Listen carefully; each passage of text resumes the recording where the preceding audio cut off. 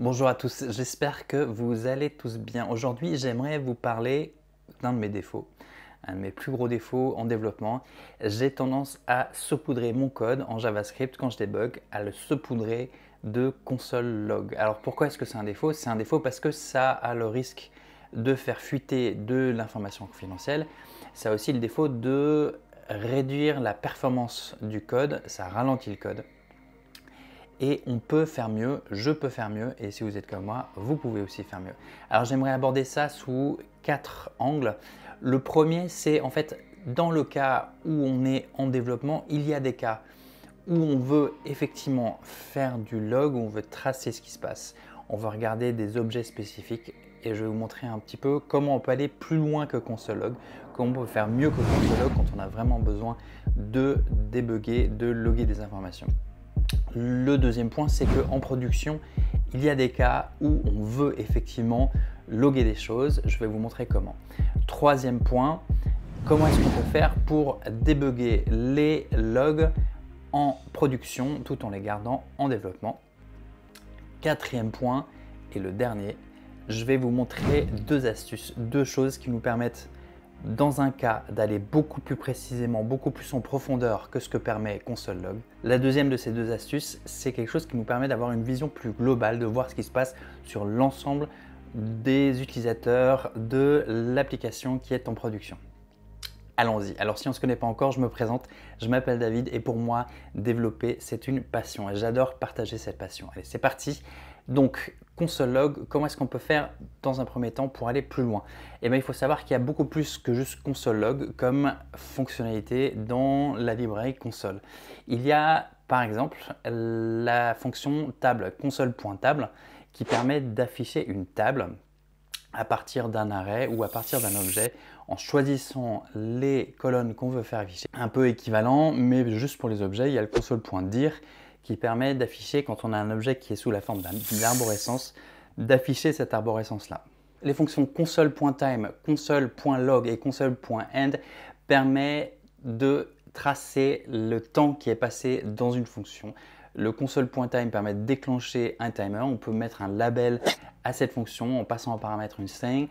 Console.timelog permet de voir le temps qui s'est écoulé. Le console.timeend permet d'arrêter ce timer. Ensuite, il y a une autre fonction dans console qui s'appelle console.count qui permet de compter en passant un label une fois de plus. Ça permet de compter combien de fois on passe dans une fonction, de pouvoir mesurer à quel point une fonction est appelée. Maintenant, il y a des cas où on veut effectivement loguer alors qu'on est en production. Il y a deux cas qui sont très similaires. Le cas où on a un cas qui est litigieux, on a quelque chose qui se passe, on n'est pas très sûr si c'est bien ou pas, et on veut juste prévenir l'utilisateur, alors le développeur en l'occurrence, qu'il y a un truc qui est un peu louche. Là, on va faire un console.warn, W-A-R-N. Ce console.warn va émettre un warning, une alerte, en disant attention, il y a un truc un peu louche, et si on faisait quelque chose, peut-être qu'il faut regarder. L'étape d'après, le niveau d'après, c'est console.error qui permet de dire il y a une erreur, il faut réagir, qu'est-ce qu'on fait maintenant? Ces deux cas, c'est des logs que a priori on veut laisser en production parce qu'il y a réellement quelque chose qui ne va pas et qu'il faut signaler. Maintenant, pour le reste des logs, a priori, c'est des choses qu'on veut garder que pendant du développement. Comment est-ce qu'on fait pour le désactiver? Il y a trois façons de le faire. La façon la plus bourrine, la façon la plus brute, c'est de faire un recherche et remplacer, passer sur tout le code et à chaque fois qu'il y a un console log, de le mettre en commentaire. Ça nous permet par contre pas d'avoir un fonctionnement en prod et un fonctionnement en développement. Ça veut dire qu'on enlève tous les logs. Ça peut être une bonne façon de faire, c'est souvent ce que moi je fais de base. Une deuxième façon de faire, c'est faire une fonction enveloppante, par exemple qui s'appelle logger, qui a une condition à l'intérieur qui dépend d'une variable qu'on va setter globalement. Un debug égale false, un debug égale true qui va définir si on va appeler le log ou pas. C'est pas mal, mais le problème de ce truc-là, c'est que ça ne réduit pas les problèmes de performance. On est quand même en train d'appeler une fonction, d'appeler une condition. Donc ça peut être coûteux au niveau des performances. La troisième solution, qui peut être un peu plus bourrine, mais qui a l'avantage d'être simple, c'est d'écraser les fonctions console log, console time, etc., console count, mais surtout console log, avec une fonction vide, une fonction qui prend 0 paramètre, qui n'a aucun code. Ça, c'est une fonction qui va être très bien interprétée par le moteur de code, qui va être simplifié, qui va prendre 0 temps d'exécution presque. Et donc, ça permet d'avoir quelque chose d'optimal à ce niveau-là.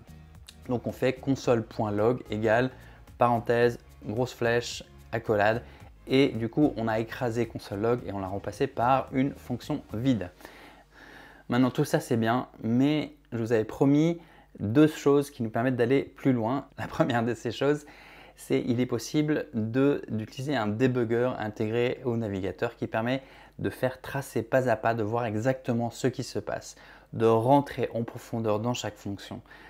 Pour ça, on va utiliser la commande debugger, point virgule, dans notre code et cette fonction-là, elle va définir un breakpoint. Un breakpoint, qu'est-ce que c'est? Breakpoint, ça veut dire point de pause. En fait, c'est un endroit où quand le code arrive à cet endroit-là, il se met en pause. Et on va ensuite pouvoir aller faire l'exécution pas à pas, regardez, passer dans l'étape suivante, à la ligne suivante, aller dans une fonction. Donc ça peut être utile d'aller voir en détail qu'est-ce qui se passe, de comprendre pourquoi ça coince. Ça nous permet d'avoir une vision très précise, mais des fois, on a besoin de savoir ce qui se passe en production. C'est l'ensemble de nos joueurs, de nos utilisateurs. Des fois, il y a des gens qui m'appellent en disant « j'ai un problème, j'ai un écran blanc, je ne sais pas ce qui se passe ». Pour ces gens-là, pour comprendre ce qui se passe dans ces cas-là, il y a besoin de pouvoir faire remonter les crashs, de pouvoir avoir une vision unifiée sur ces crashs. On pourrait sortir une solution à la main, mais une solution qui est gratuite pour des petits projets. Cette solution s'appelle Sentry.io. Alors, ils ne sont pas du tout en train de sponsoriser cette vidéo. Enfin, si vous voulez, ils pourraient, mais en l'occurrence, ils ne sont pas en train de sponsoriser cette vidéo. C'est une solution que j'ai mis en place en prod au travail chez moi. On a pris la solution payante parce qu'on avait besoin. Mais sur un projet personnel, ça marche très bien la version gratuite. Et la façon dont ça fonctionne, c'est que ça chope les erreurs avant qu'elles ne se produisent, ou alors qu'elles se produisent plutôt, et ça les remonte au serveur et ça les envoie au serveur avec un log, un trace de qu'est-ce qui s'est passé, pourquoi ça a cassé. Et ça permet de voir quelles sont les erreurs que rencontrent nos utilisateurs. Voilà, j'espère que ce petit aperçu de tout ce qu'on peut faire avec console.log et comment éviter d'utiliser console.log et quelles sont les autres solutions à part console.log pour avoir une expérience optimale. J'espère que tout ça vous a été utile. Si c'est le cas, n'hésitez pas à regarder ma prochaine vidéo qui parle des 11 extensions de Visual Studio Dev que je trouve hyper utiles pour développer. Et justement, on se voit dans cette vidéo. Ciao!